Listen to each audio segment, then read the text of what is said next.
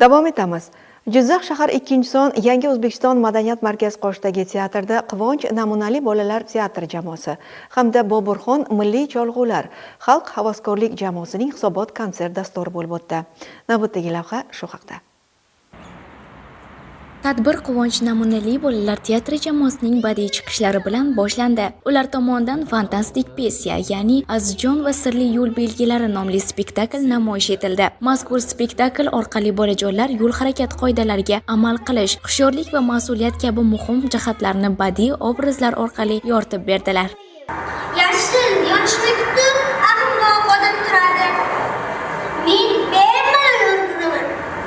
Yosh aktyorlarning sahnadagi erkin harakatlari, obrazlarni ishonarli ijro etishlari, ovoz va mimikadagi tabiiylik tomoshabinlar tomonidan olqishlarga sazovor bo'ldi. Shundan so'ng tadbir Boburxon milliy cholg'ular xalq havaskorlik jamoasining hisobot konsert dasturi bilan davom etdi. Ayniqsa doira raqsi bilan boshlangan tadbir yig'ilganlarga xush kayfiyat ulashdi.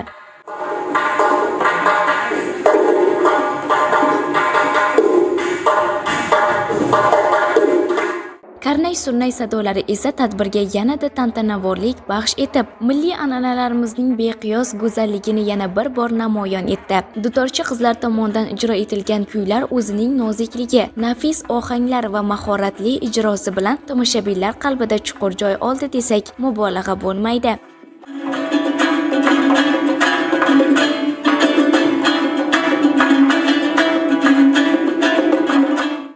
Jamoalarning har bir chiqishlari san'atga bo'lgan mehr, ustoz-shogird an'analari va fidokorona mehnat mahsuli ekanligi yaqqol sezilib turdi. Bu esa yoshlarning san'atga bo'lgan qiziqishi tobora ortib borayotganidan dalolat beradi. Jizzax shahar 2-son madaniyat markazida Boburxon milliy cholg'ular jamoasi va Quvonch bolalar namunali teatr jamoasining birinchi chorak hisobot konserti bo'lib o'tdi. Mazkur hisobot konsert 3 oyda bir marta o'tkaziladi.